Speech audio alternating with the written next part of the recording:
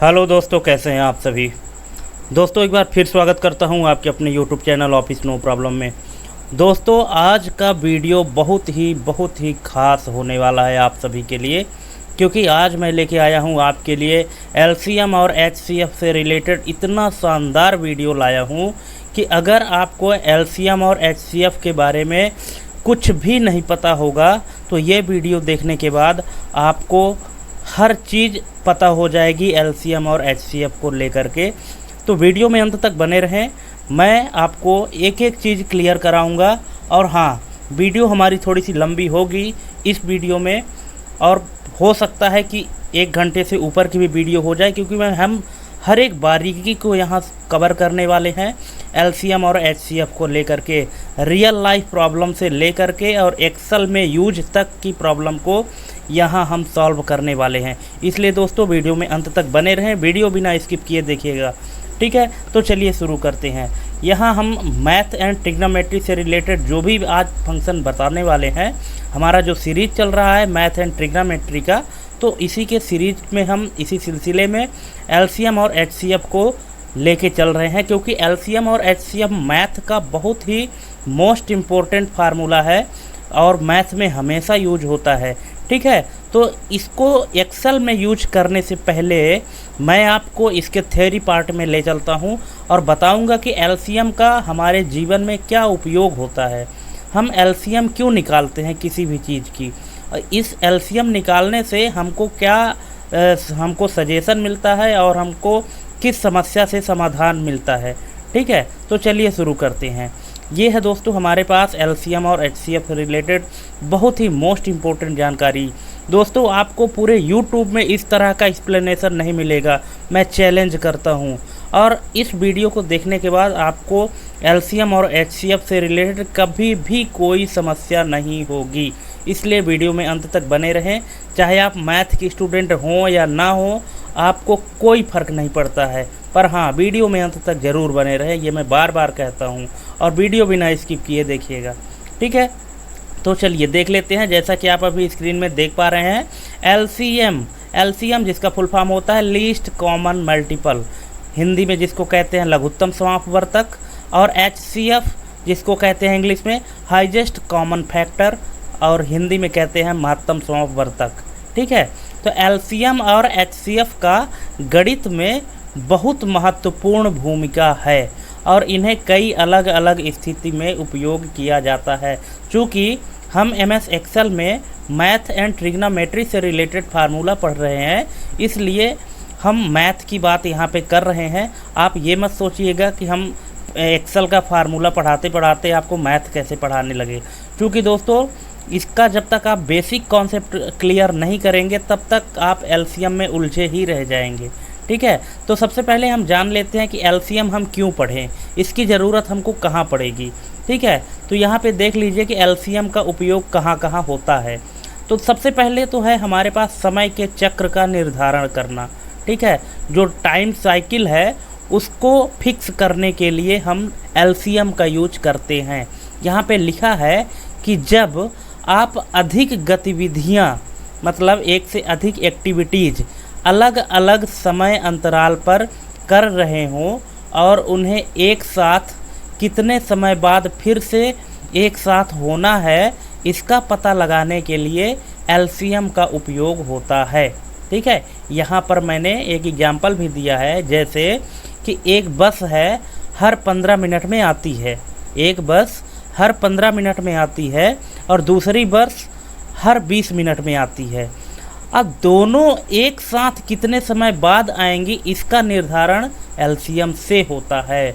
हो सकता है इसके बारे में आपको पहले से जानकारी रही हो, लेकिन हमारे बहुत सारे यूजर ऐसे हैं जिनको इसके बारे में जानकारी नहीं होती है, क्योंकि हमेशा कॉम्पिटिटिव एग्ज़ाम में इस तरह के क्वेश्चन पूछ देता है कि ये 2 बस हैं, एक का समय आने का जो समय है वो 15 मिनट में आती है और दूसरी समय 20 मिनट में आती है, और वो समय बताइए जब दोनों एक साथ आएंगी। इस तरह के बहुत सारे क्वेश्चन आपको कॉम्पिटिटिव एग्ज़ाम में मिल जाएंगे मैथ के क्वेश्चन में, ठीक है। तो इसका जो सोल्यूशन है दोस्तों वो कैसे निकलता है, एलसीएम से निकलता है। अभी मैं आपको निकाल के दिखाऊंगा कि कैसे निकलता है।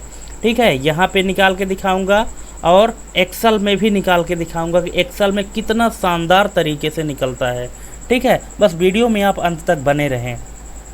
दूसरा यूज है एलसीएम का, भिन्नों को जोड़ना या घटाना। जो हमारा फ्रैक्शन होता है इंग्लिश में जिसको फ्रैक्शन कहते हैं, जब हम अधिक भिन्नों को जोड़ते या घटाते हैं तो उनका हर समान करने के लिए एलसीएम का उपयोग होता है। अब देखिए, अंश और हर दो चीज़ होता है। ठीक है, अंश और हर जो ऊपर जैसे कोई भी संख्या है P/Q के रूप में लिखी होती है, तो जो ऊपर संख्या लिखी होती है P उसको हम अंश कहते हैं और जो नीचे Q लिखी होती है उसे हर कहते हैं। तो जब हम किसी भी फ्रैक्शन को जोड़ते हैं या घटाते हैं तो जोड़ने और घटाने के लिए भिन्न को अगर हम जोड़ते और घटाते हैं तो उनका ये एक नियम है दोस्तों कि उनका हर समान करना पड़ता है। उनका जो हर है वो समान रहेगा तभी उसका जोड़ और घटाव हो सकता है। तो इसको समान करने के लिए भी हम किसका यूज करते हैं? एलसीएम का यूज करते हैं। ठीक है, तीसरा यूज है जो एलसीएम का वो मोस्ट इम्पोर्टेंट है कि समय और काम की समस्याएं। ठीक है, अब समय और काम की समस्याएं में एलसीएम का यूज क्या है कि जब कोई लोग एक काम को, कोई ये नहीं है दोस्तों, यहाँ पे है कई लोग। ठीक है, यहाँ पे ये है कि जब कई लोग एक काम को अलग अलग गति से कर रहे हों तो उनका संयुक्त काम निकालने में एलसीएम का उपयोग होता है। देखिए जैसे कोई काम है, इस तरह के क्वेश्चन एग्जाम में आते हैं कि एक काम को 5 लोग मिलकर इतने दिन में पूरा करते हैं, तो वही उसी काम को 10 लोग मिलकर कितने दिन में पूरा करेंगे। ठीक है, तो इसका जो स्पीड है निकालने का, ठीक है, कितने दिन लग रहे हैं, क्या स्पीड है, ये सब चीज़ निकालने के लिए किसका उपयोग किया जाता है? एलसीएम का उपयोग किया जाता है दोस्तों। लघुत्तम समापवर्त का उपयोग किया जाता है। हो सकता है इसके बारे में आपको जानकारी पहले से रही हो, लेकिन अगर ना रही होगी तो अभी आप जान लीजिए। ठीक है, अब हम चलते हैं अपने एचसीएफ वाले पार्ट में। ठीक है, अब देखिए एचसीएफ का यूज क्या होता है कि पहला यूज है हमारा महत्तम समापवर्तक का कि छोटे भागों में विभाजित करना। कैसे? किसी चीज़ को जितने बड़े से बड़े बराबर भागों में बांट सकते हैं उसका पता लगाने के लिए एचसीएफ का उपयोग होता है। अब उदाहरण में क्या है कि अगर 2 या 2 से अधिक चीज़ें हैं, ठीक है, और उन्हें बराबर टुकड़ों में बांटना हो तो इसमें से किसका यूज होता है? एचसीएफ से इसका निर्धारण होता है। ठीक है, अगर कोई 2 चीज़ है और उनको बराबर भागों में बांटना है, 2 है या 2 से अधिक है, कई सारे हो सकते हैं, है ना, और उनको अगर हमको बराबर भागों में बांटना है तो इसके लिए हम किसका उपयोग करते हैं? हाईएस्ट कॉमन फैक्टर यानी महत्तम समापवर्तक का उपयोग करते हैं। ठीक है, दूसरा यूज क्या है एचसीएफ का? भिन्नों को सरल करना, सिंप्लीफिकेशन ऑफ फ्रैक्शन। जो भिन्न होते हैं उनको सिंप्लीफाई करने के लिए, सरल बनाने के लिए भी हम एचसीएफ का उपयोग करते हैं। जैसे क्या लिखा है कि भिन्नों को उनके सरलतम रूप में लेने के लिए एचसीएफ का उपयोग किया जाता है। अब यहाँ पे देखिए, जैसे हमारे पास एक भिन्न है जहाँ पे ये देखिए लिखा हुआ है 8/12 लिखा है, 8/12 को एक सरल बनाने के लिए हम 8 और 12 का एचसीएफ निकालते हैं जो कि कितना होता है? 4 होता है। ठीक है, और भिन्न 8/12 को सरल बनाने पर हमको क्या मिलता है? 2/3 बन जाता है। कैसे बनता है? ये 8 है और ये 12 है। ठीक है, इसका एचसीएफ निकाले तो कितना आया? 4 आया। 4 मतलब कि हम इन 4 को अंश और हर दोनों से इनको डिवाइड कर सकते हैं। जैसे 4 दूनी 8 होता है, 4 तियाँ 12, तो ये कितना बन गया? 2/3 बन जाता है। सरल हो गया इससे, पहले 8/12 था, अब इसको जब सरल किए तो 2/3 हो गया है। अब इससे ज़्यादा सरल ये नहीं हो पाएगा। ठीक है, भिन्न के फॉर्मेट में। अगला है संख्याओं के गुणनखंडों को सामान्य भाग निकालना। अब देखिए ये क्या होता है एचसीएफ में कि जब 2 या 2 से अधिक संख्याओं के सामान्य गुणनखंड निकलते हैं तो एचसीएफ का उपयोग होता है। जो किसी संख्या के कितने भाग एक जैसे हैं उसका निर्धारण करता है। ठीक है दोस्तों, आप बोर बिल्कुल मत होइएगा, क्योंकि एलसीएम और एचसीएफ को अगर आप अच्छे से सीखना चाहते हैं तो सबसे पहले तो बेसिक कॉन्सेप्ट आपका क्लियर होना चाहिए कि एलसीएम और एचसीएफ हम क्यों सीख रहे हैं, एक्सेल में इसका क्या यूज है और इससे क्या क्या काम हम एक्सेल में कर सकते हैं। दोस्तों बहुत मज़ा आने वाला है, आप वीडियो में अंत तक बने रहिएगा। ऐसे ऐसे काम हम आपको अभी करके दिखाएंगे एलसीएम और एचसीएफ से, जो कि आपको लगेगा यार काश पहले पता होता तो मैं इतना परेशान ना होता। ठीक है, तो इस तरह से एलसीएम और एचसीएफ का इतना यूज होता है। एलसीएम और एचसीएफ दोनों ही गणितीय अवधारणाओं का उपयोग वास्तविक जीवन की समस्याओं को हल करने के लिए किया जाता है, जिसमें समय, कार्य, संसाधनों का इष्टतम उपयोग और सरलीकरण आवश्यक होते हैं। यहाँ पे एक लाइन लिखी गई है दोस्तों कि वास्तविक जीवन की समस्याओं को हल करने के लिए, ये देखिए है ना, जो रियल लाइफ की प्रॉब्लम है उनको सॉल्व करने के लिए एलसीएम और एचसीएफ का उपयोग किया जाता है। अब देखिए हम आपके सामने एक रियल लाइफ प्रॉब्लम ला रहे हैं। ठीक है, ये एक रियल लाइफ प्रॉब्लम है। एक प्रश्न है हमारे पास कि एक स्कूल में 2 घंटियाँ हैं। समझिएगा बात को, ये आपको एग्ज़ाम में भी इस तरह के क्वेश्चन पूछ सकता है। ठीक है, कि एक स्कूल में 2 घंटियाँ हैं, एक स्कूल में 2 घंटियाँ हैं। पहली घंटी 15 मिनट में बजती है और दूसरी घंटी हर 20 मिनट में बजती है। अगर दोनों घंटियाँ सुबह 8 बजे एक साथ बजती हैं तो अगले कितने समय बाद दोनों घंटियाँ फिर से एक साथ बजेंगी। ठीक है, क्वेश्चन आप समझ गए कि एक स्कूल में 2 घंटियाँ हैं, पहली घंटी 15 मिनट में बजती है और दूसरी घंटी हर 20 मिनट में बजती है।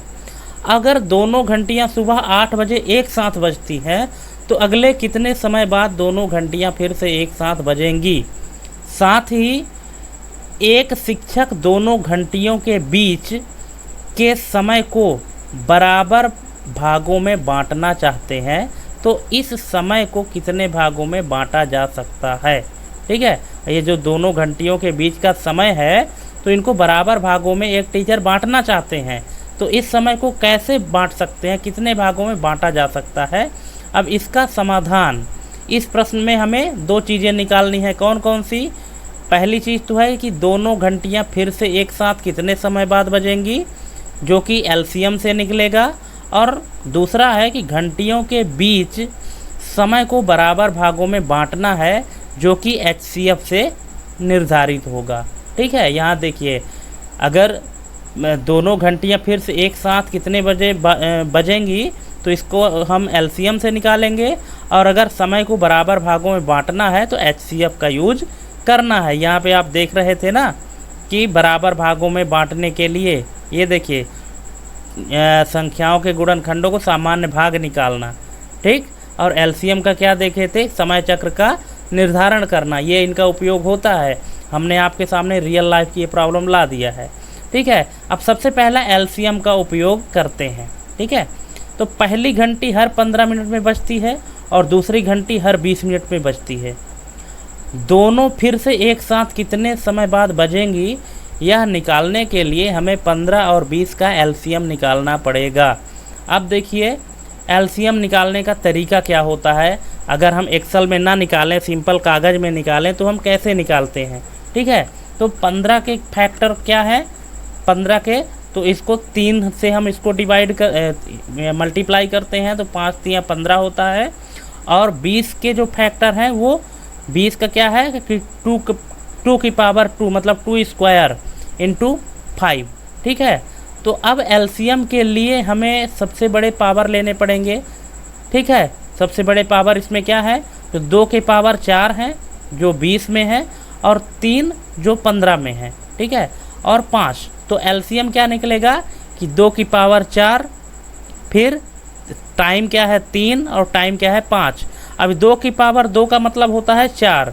अब इनको जब हम आपस में गुणा करेंगे तो 4 3 12 और 12 पंचे 60।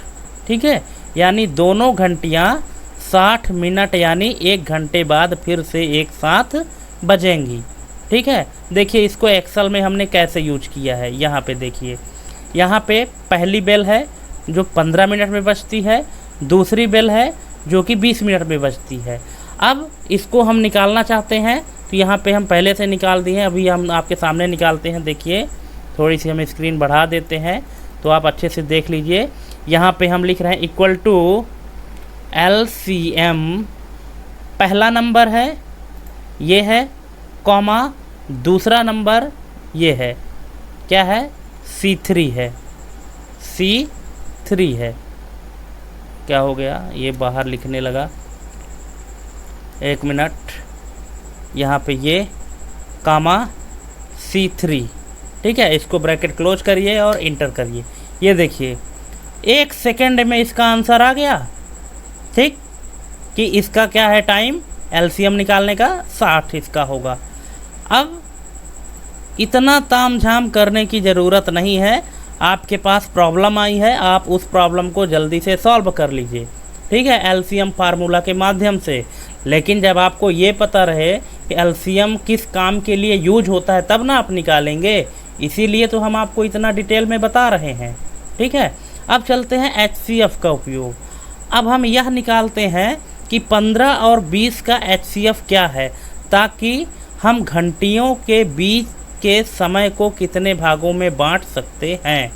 अब देखिए यही फिर से वही चीज़ हो गया कि 15 के जो फैक्टर हैं तो 3 है, और 20 के जो फैक्टर हैं वो ये 2 की पावर 2 है, ठीक है। अब समान कारक में क्या है कि सिर्फ 5 हैं, तो HCF क्या होगा, 5 होगा। यानी दोनों घंटियों के बीच का समय 15 और 20 के साइकिल का हम 5 मिनट के बराबर भागों में बांट सकते हैं। तो इसका अंतिम उत्तर क्या आया कि दोनों घंटियां 60 मिनट बाद एक साथ बजेंगी और घंटियों के बीच का समय 5 मिनट के बराबर भागों में बांटा जा सकता है। देखिए इसको निकाल लीजिए कैसे। अब देखिए यहाँ पे होता क्या है दोस्तों कि HCF निकालने के लिए एक्सेल ने डायरेक्ट फार्मूला HCF का नहीं दिया है। HCF को निकालने के लिए एक फार्मूला दिया है जिसका नाम है GCD, मतलब ग्रेटेस्ट कॉमन डिवाइज़र, ठीक है। ग्रेटेस्ट कॉमन डिवाइज़र से हम HCF निकालते हैं। तो यहाँ पे हम लिखेंगे GCD ब्रैकेट स्टार्ट, पहला नंबर है 15, कॉमा दूसरा नंबर है 20, इसको ब्रैकेट क्लोज करेंगे और इंटर करेंगे। ये देखिए तुरंत आपका रिजल्ट आ गया, कितना आया है, 5, ठीक है। तो ये हो गया हमारा कि 2 घंटियाँ अगले 60 मिनट बाद एक बराबर समय पर बजेंगी, एक साथ बजेंगी, ठीक है। और दोनों के बीच जो समय का बराबर भाग में विभाजन करना है वो कितना है, 5 मिनट। ये टाइम का जो फॉर्मेट है ये मिनट फॉर्मेट में, यहाँ पे देख सकते हैं आप, हमने टाइम को किस में लिखा है, मिनट में लिखा है कि पहली घंटी 15 मिनट में बजती है और दूसरी घंटी 20 मिनट में बजती है। तो अगली घंटी एक साथ दोनों कब बजेंगी, 60 मिनट बाद बजेंगी, और दोनों के बीच में जो टाइम का निर्धारण है वो कितने बराबर भागों में बांट सकते हैं, 5 मिनट में, ठीक है। ये देखिए, ठीक। तो आई होप दोस्तों कि आप LCM और HCF से ये चीज़ तो अब जान गए होंगे कि हम क्या क्या काम कर सकते हैं, कि कितने हम अपने जो रियल लाइफ के प्रॉब्लम है उनको कैसे सॉल्व कर सकते हैं LCM और HCF के माध्यम से। LCM और HCF का यूज क्या होता है, ठीक है। अब चलिए हम एक्सेल में इसका सीधे क्या करते हैं कि एक्सेल में LCM और HCF का उपयोग सीधे तो ज़्यादातर रियल लाइफ प्रश्नों को हल करने के लिए नहीं किया जाता है, लेकिन कुछ विशिष्ट स्थितियों में इन्हें गणना के लिए उपयोग किया जाता है, ठीक है। एक्सेल में LCM और HCF के लिए फार्मूला उपलब्ध है जो जटिल गणनाओं में मदद करते हैं, ठीक है। मतलब इसका जो एक्सेल में यूज है LCM और HCF का, तो रियल लाइफ प्रॉब्लम को ज़्यादातर सॉल्व इसमें नहीं कर सकते। क्यों नहीं कर सकते, इसका रीज़न है दोस्तों, क्योंकि देखिए यहाँ पे हमने आपको हर चीज़ डिटेल में समझाया है, ठीक है। लेकिन एक्सेल में सिर्फ इस तरह से नंबर डाल के और डायरेक्ट LCM निकाल दिए तो आपको अच्छे से समझ में नहीं आएगा, ठीक है। लेकिन जब आप इसको कागज़ में ऐसे करेंगे तो अच्छे से समझ में आएगा, क्योंकि पूरा इसमें ब्यौरा लिखा गया है कि कहाँ पे क्या हो रहा है। इसलिए इसका यूज हम एक्सेल में डायरेक्ट रियल लाइफ प्रॉब्लम को सॉल्व नहीं करते हैं, ठीक है। आप यूज इसका जानते रहिए कि जल्दी से हम इसको कैसे निकाल सकते हैं। ठीक है, अब एक्सेल में एलसीएम का उपयोग जो है एक्सेल में एलसीएम निकालने के लिए एलसीएम फंक्शन का उपयोग किया जाता है। यह फंक्शन तब काम आता है जब आपको किसी कैलकुलेशन में बार बार होने वाली प्रक्रियाओं यानी साइक्लिक प्रोसेस के लिए छोटे छोटे टाइम इंटरवल्स का पता लगाना होता है। अब उदाहरण में क्या है कि यदि आप किसी भी प्रोडक्शन साइकिल को ऑप्टिमाइज करना चाहते हैं, अब यहाँ पे एक प्रॉब्लम है, उदाहरण को समझिएगा। ठीक है, यहाँ पे एलसीएम का क्या यूज बताया है कि अगर कोई काम बार बार हो रहा है, रिपीट हो रहा है, और उस बार बार रिपीटिशन के कैलकुलेशन को अगर आप कैलकुलेट करना चाहते हैं छोटे छोटे टाइम इंटरवल में, तो उसके लिए आप एलसीएम का यूज कर सकते हैं। यहाँ पे एक एग्जांपल भी दिया है कि यदि आप किसी प्रोडक्शन साइकिल को ऑप्टिमाइज करना चाहते हैं, कोई एक कंपनी है जिसमें प्रोडक्शन का काम होता है और 2 मशीनें हैं, उस कंपनी में 2 मशीनें हैं जो साइकिल टाइम को सिंक करना है, तो आप एलसीएम का उपयोग कर सकते हैं। एक्सेल में आप एलसीएम और इस तरह से आप फार्मूला, ये यहाँ पे सिंटेक्स बताया गया है किस तरह से आप कर सकते हैं। ठीक है, इसका मतलब है कि 15 और 20 का एलसीएम 60, यानी 60 मिनट बाद दोनों साइकिल एक साथ लाइन होंगी। और इसी तरह से यहाँ पे एचसीएफ का उपयोग किया गया है कि एक्सेल में एचसीएफ निकालने के लिए जीसीडी फंक्शन का उपयोग होता है। यहाँ पे देखिए हमने बताया था ना, जीसीडी ग्रेटेस्ट कॉमन डिवाइजर। ठीक है, इसका उपयोग तब किया जाता है जब आपको 2 या 2 से अधिक नंबर के बीच सबसे बड़े साझा डिवाइजर की आवश्यकता हो, उन सभी को डिवाइड कर सके। ठीक है, अब यहाँ पे है कि मान लीजिए आपको समान आकार के समूह बनाने हैं और आप यह जानना चाहते हैं कि किसी मात्रा को कितने भागों में समान रूप से विभाजित किया जा सकता है, तो आप एचसीएफ का उपयोग कर सकते हैं। यहाँ पे इसका रिजल्ट आप देख सकते हैं। ठीक है, अब एक्सेल में एलसीएम और एचसीएफ का उपयोग कब करें? जब आपको किसी मशीन के सिंक टाइम फ्रैक्शन को सिंप्लीफाई करने या कॉमन डिवाइजर की गणना करनी हो, तब आप इसका यूज करें एक्सेल में। यह तब भी काम आता है जब आपको रिपीटेटिव साइकिल का एनालिसिस करना हो, जैसे मेंटेनेंस शेड्यूल या सप्लाई चेन ऑप्टिमाइजेशन। इस तरह के काम को निकालने के लिए भी आप एलसीएम और एचसीएफ का यूज कर सकते हैं। ठीक है, हालांकि एक्सेल का मुख्य उपयोग डेटा एनालिसिस और ऑटोमेशन के लिए होता है, फिर भी एलसीएम और एचसीएफ जैसे फंक्शंस गणनाओं को सरल बनाने में मदद कर सकते हैं। ठीक है, तो इस तरह से दोस्तों एलसीएम और एचसीएफ का यूज होता है। अभी आप वीडियो को स्किप मत करिए, अभी आपको और मज़ेदार चीज़ मैं दिखाने वाला हूँ। ठीक है, यहाँ एक वास्तविक जीवन की समस्या दी गई है जिसे आप एक्सेल में एलसीएम और एचसीएफ फंक्शन का उपयोग करके हल कर सकते हैं। ठीक है, देखिए अब समस्या क्या है हमारे पास, क्योंकि हम एक्सेल में किसी न किसी प्रॉब्लम को ही तो सॉल्व करते हैं।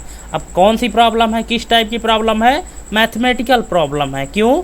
क्योंकि हम क्या पढ़ रहे हैं, मैथमेटिकल एंड ट्रिग्नोमेट्री फंक्शन पढ़ रहे हैं, ये फंक्शन पढ़ रहे हैं, तो इसी से रिलेटेड हम प्रॉब्लम लाएंगे ना आपके सामने।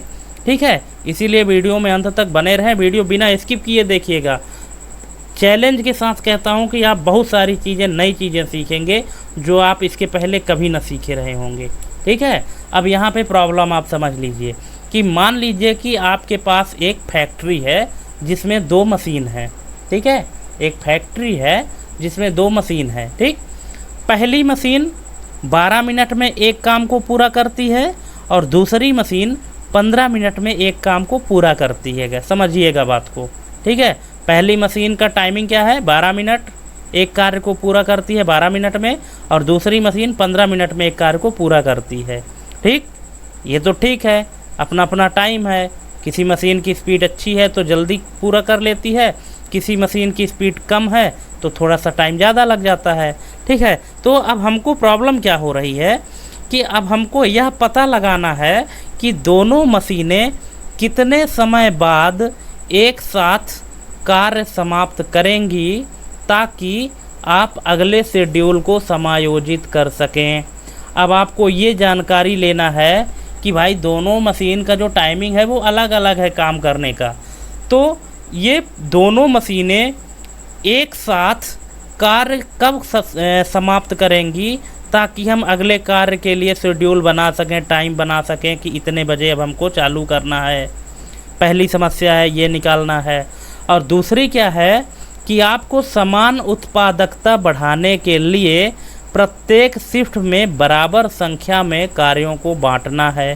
ठीक है, पता करें कि कितने कार्यों में दोनों मशीनें बराबर से योगदान कर सकती हैं। अब जो प्रोडक्शन होता है भाई, जाहिर सी बात है कि जो मशीन जल्दी काम करती है तो ज़्यादा प्रोडक्शन करती होगी, और जो मशीन ज़्यादा टाइम लेके काम करती है तो वो कम प्रोडक्शन करती है।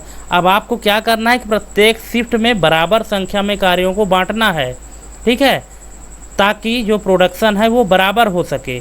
तो अब इसका समाधान आपको एक्सेल में निकालना है, और क्या रिजल्ट आपके सामने आता है ये आपको पूरा करना है। ठीक है, तो यहाँ पे आप इस तरह से देख सकते हैं कि दोनों मशीन के काम करने का जो टाइम है वो आपको पहले निकाल लेना है। पहले मशीन का 12 मिनट है, दूसरे मशीन का 15 मिनट है। ठीक है, तो अगर आप कागज़ पेन में इस तरह से इसको सॉल्व करते हैं तो आपको इतना लंबा चौड़ा ये सब लिखने की ज़रूरत पड़ेगी। ठीक है, और ये देखिए आपका इस तरह से रिजल्ट आने वाला है। अब इसी काम को अगर हम एक्सेल में करते हैं तो देखिए कैसे करते हैं। यहाँ पे ये देखिए समय है जो कि मिनट के फॉर्मेट में है। ठीक है, मशीन, पहली मशीन, दूसरी मशीन, और यहाँ पे इसका रिजल्ट अभी हम डिलीट कर देते हैं। पहली मशीन के काम करने का समय 12 मिनट है, दूसरी मशीन एक काम को पूरा करने में 15 मिनट समय लगाती है। अब इन दोनों को हमको निकालना है कि ये दोनों मशीनें एक साथ कब एक काम को पूरा करेंगी। ठीक है, तो यहाँ पे हम एलसीएम लगा देंगे डायरेक्ट। देखिए पहला नंबर कॉमा दूसरा नंबर, इसको ब्रैकेट क्लोज, इंटर। तो 60 मिनट बाद ये दोनों मशीनें एक साथ काम को पूरा करेंगी। 60 मिनट बाद हम अगला शेड्यूल फिक्स कर सकते हैं। अब प्रोडक्शन बढ़ाना है दोनों में। ठीक है, हम ये निकालेंगे कि दोनों का प्रोडक्शन बराबर रहे, तो इसके लिए हम जीसीडी फंक्शन यूज करेंगे। जीसीडी पहली मशीन का टाइम कामा दूसरी मशीन का टाइम, इसको ब्रैकेट क्लोज करिए। ये देखिए 3 प्रोडक्शन इसमें बता रहा है कि अगर आप इस तरह से करते हैं, देखिए यहाँ पे अगर आप इस तरह से यूज करते हैं तो क्या होगा, 3 कार्य कर पाएंगे ये। ठीक, जीसीडी का उपयोग करके यह पता लगाएं कि कितने कार्यों को समान रूप से विभाजित किया जा सकता है ताकि दोनों मशीनें बराबर योगदान दे सकें। ठीक है, तो अगर आप 3-3 काम दोनों मशीन को देते हैं तब ये सही समय पे काम कर पाएंगे। 3-3 काम देंगे तो बराबर योगदान देंगे दोनों। और अगर आप एक बराबर वैसे काम दे देंगे तो जिस मशीन की स्पीड ज़्यादा होगी वो ज़्यादा टाइम ज़्यादा प्रोडक्शन करेगी, और जो जिसका स्पीड कम होगा तो वो कम प्रोडक्शन करेगी। ठीक है, तो इस तरह से इसका रिजल्ट आया है दोस्तों, आप समझ सकते हैं। ठीक है, एक्सेल में इसको कैसे यूज करना है यहाँ पे लिखा भी है और हमने आपको करके दिखा भी दिया। ठीक है, अब यहाँ पे अगली प्रॉब्लम और मोस्ट इम्पोर्टेंट प्रॉब्लम है, ये देख लीजिए, जो हर एक कंप्यूटर ऑपरेटर से संबंधित है। यहाँ पे प्रॉब्लम है कि 4 कंप्यूटर ऑपरेटर कितने समय बाद 27 पेज की टाइपिंग का कार्य समाप्त करेंगे। ये देखिए सभी ऑपरेटर के काम करने की स्पीड जो है अलग अलग है, जो इस प्रकार है। ठीक है, देखिए प्रॉब्लम ये है कि 27 पेज की मान लीजिए कोई टाइपिंग का कार्य है, और उस 27 पेज की टाइपिंग का कार्य 4 कंप्यूटर ऑपरेटर मिलके कर रहे हैं।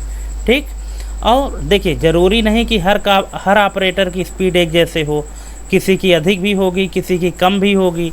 ठीक है, किसी की मीडियम स्पीड होगी। तो देखिए पहला जो कंप्यूटर ऑपरेटर है इसकी स्पीड है कि 3 मिनट में 1 पेज की टाइपिंग कर लेता है। ठीक, दूसरा कंप्यूटर ऑपरेटर है जो 1 पेज टाइप करने में 7 मिनट का समय लगाता है। तीसरा कंप्यूटर ऑपरेटर, इसकी स्पीड है 6 मिनट, 6 मिनट में 1 पेज टाइप कर पाता है। और जो चौथा कंप्यूटर ऑपरेटर है ये 9 मिनट में 1 पेज टाइप करता है। समस्या आपको समझ में आ गई होगी।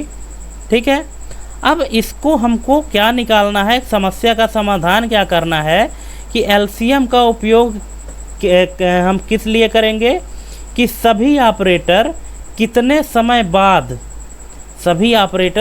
समय बाद एक साथ कार्य समाप्त करेंगे।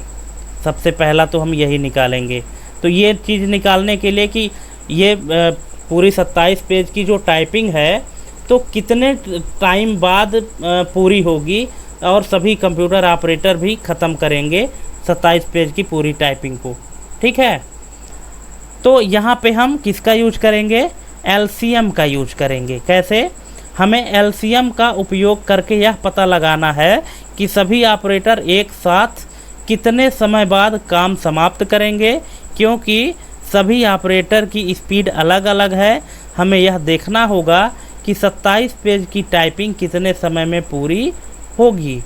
ठीक है, यहाँ पे तो पहले हमें हर ऑपरेटर का एलसीएम निकालना होगा ताकि हम यह जान सकें कि सभी ऑपरेटर कितने समय बाद एक साथ काम समाप्त करेंगे।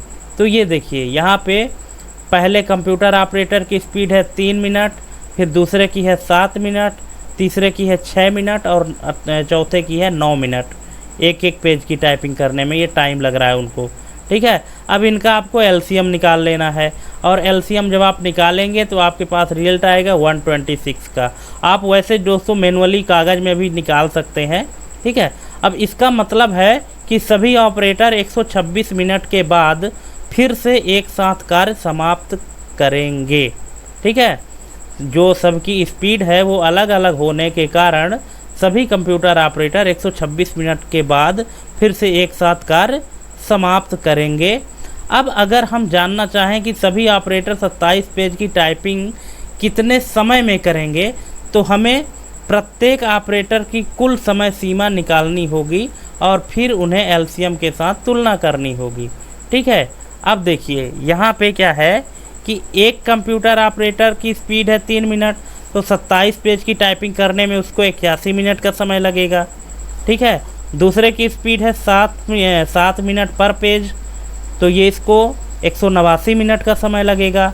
दूसरे की स्पीड है 6 मिनट पर पेज, तो इसको 162 मिनट का समय लगेगा। और चौथे की स्पीड है 9 मिनट पर पेज, तो इसको 243 मिनट का समय लगेगा।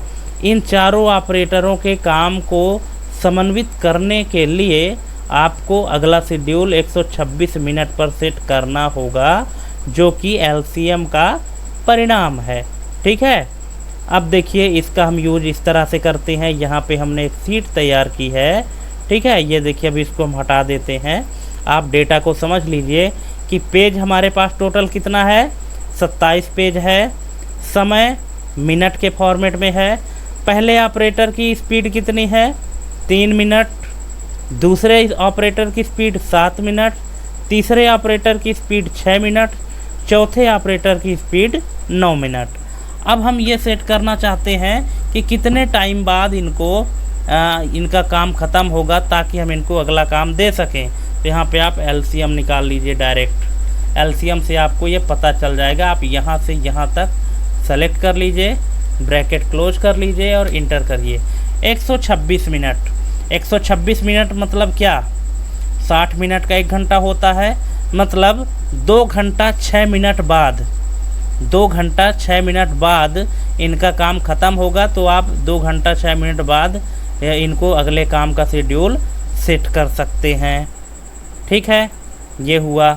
अब जीसीडी का क्या है, एचसीएफ जो है इसका क्या है, इसका हम उपयोग क्यों करेंगे कि समान कार्यों को विभाजित करने के लिए।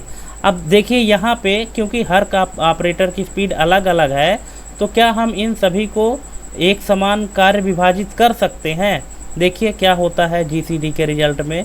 अब चूँकि जीसीडी का उपयोग यह निर्धारित करने के लिए किया जाता है कि चारों ऑपरेटर के बीच समान कार्य कैसे बांटा जा सके, लेकिन इस स्थिति में क्योंकि स्पीड अलग अलग है, सभी के बीच कार्य समान रूप से विभाजित नहीं किए जा सकते हैं। जीसीडी सिर्फ यह बताएगा कि कितने समय में कार्य को समान रूप से विभाजित किया जा सकता है। ठीक है, तो अब हमको कार्य विभाजित करना है ना। अब सबकी स्पीड अलग अलग है तो एक समान काम तो हम नहीं दे सकते भाई। किसी की स्पीड अधिक है, किसी की कम है, तो सबको हम एक समान कार्य नहीं दे सकते। तो यहाँ पे हम ये जो GCD से रिज़ल्ट आया है हमारे पास निकालने पर तो 1 आया है। तो इसका मतलब है कि सभी ऑपरेटरों की कार्य गति में कोई समान गुणांक नहीं है, इसलिए कार्यों को समान रूप से विभाजित नहीं किया जा सकता है। ठीक है, जिसकी स्पीड ज़्यादा है उसको हम ज़्यादा पेज देंगे टाइप करने के लिए। लो तुम 27 में से चलो 15 पेज तुम ले लो, फिर उससे कम जिसकी स्पीड है उसको कम पेज देंगे टाइप करने के लिए, इतना पेज तुम कर डालो। ठीक है, फिर जिसकी सबसे कम स्पीड है उसको और कम पेज देंगे कि ये पेज कम से कम तुम कर डालो। ठीक है, ताकि जब काम ख़त्म हो तो सबका काम एक साथ ख़त्म हो। ठीक है, तो यहाँ पे अगर रिज़ल्ट 1 आता है GCD का, इसका मतलब कि सभी में हम काम को समान रूप से विभाजित नहीं कर सकते हैं। देखिए यहाँ पे आप निकाल के भी देख सकते हैं। GCD अगर आप निकालते हैं यहाँ से लेकर यहाँ तक सभी का HCF, तो इसका रिज़ल्ट 1 आता है। और 1 का मतलब ये होता है कि आप सभी को एक समान कार्य नहीं दे सकते हैं, क्योंकि अगर ये वाला ऑपरेटर इसको 3 मिनट एक पेज को टाइप करने में 3 मिनट का समय लगता है, तो ये ऑपरेटर तो 7 मिनट लेता है एक पेज में टाइप करने में। तो जाहिर सी बात है कि ये पहले वाले ऑपरेटर को ज़्यादा पेज दिया जाएगा टाइप करने के लिए, दूसरे ऑपरेटर को थोड़ा सा कम दिया जाएगा, और तीसरे ऑपरेटर को दूसरे ऑपरेटर से थोड़ा सा ज़्यादा दिया जाएगा। सबसे कम काम दिया जाएगा ऑपरेटर 4 को। ठीक है, क्योंकि इसकी स्पीड सबसे कम है, 9 मिनट का टाइम ले रहा है। ठीक है, और इस तरह से इसको डिवाइड किया जाएगा ताकि सभी का काम 126 मिनट बाद ख़त्म हो जाए। ठीक है, तो आई होप दोस्तों कि इसको आप लोग अच्छे से समझ गए होंगे, LCM और HCF का यूज कि MS एक्सेल में आप किस तरह से कर सकते हैं। हमने हर एक चीज़ को कवर करने की कोशिश की है। इसके बाद भी अगर आपको लगता है कि कहीं कोई चीज़ मिस्टेक हुआ है, कुछ मिस हो गया है, तो आप हमको कमेंट के माध्यम से बिल्कुल बता सकते हैं, हम उसको कवर करने की फिर से कोशिश करेंगे। तो आज का ये वीडियो लेसन कैसा लगा आप हमको कमेंट करके ज़रूर बताइएगा, और यदि आपने कुछ नया सीखा है तो हमारे वीडियो को शेयर ज़रूर करें, लाइक करें, और चैनल को हमारे सब्सक्राइब करना बिल्कुल ना भूलें दोस्तों, ताकि आपको ऐसे ही नॉलेजफुल वीडियो मिलती रहे। हमारी वीडियो बेशक से लंबी हो जाती है दोस्तों, लेकिन उसमें आपको डीप नॉलेज मिलता है। हवाई में बात हम नहीं करते हैं, हम आपको थ्योरी के साथ साथ प्रैक्टिकल भी कराते हैं, ताकि आपको कहीं भी इसकी दिक्कत ना आए। ठीक है, इसलिए अगर आप डीप नॉलेज लेना चाहते हैं तो हमारे चैनल के साथ जुड़ सकते हैं। बाकी तो फिर आपको यूट्यूब में हज़ारों ऐसे चैनल मिल जाएंगे कि जहाँ सिर्फ आपको फार्मूला रटाया जाता है। हम यहाँ पे आपको फार्मूला रटाते नहीं हैं, हम यहाँ पे फार्मूला आपको सिखाते हैं और इसको ये समझाते हैं कि ये कैसे काम करते हैं, क्यों काम करते हैं, इनको क्यों यूज किया जाता है, इनकी क्या आवश्यकता पड़ी। ठीक है, और जब इन सारी चीज़ों को हम डिस्कस करेंगे तो वो तो लाजमी है दोस्तों कि टाइम लगना ही लगना है। ठीक है, तो चलिए आज के लिए बस इतना ही। बने रहिए हमारे YouTube channel office no problem के साथ, और इसी के साथ यहाँ पे हम इस वीडियो को ख़त्म करते हैं और मिलते हैं एक नए वीडियो में और एक नए फंक्शन के साथ। तब तक के लिए जय हिंद, वंदे मातरम।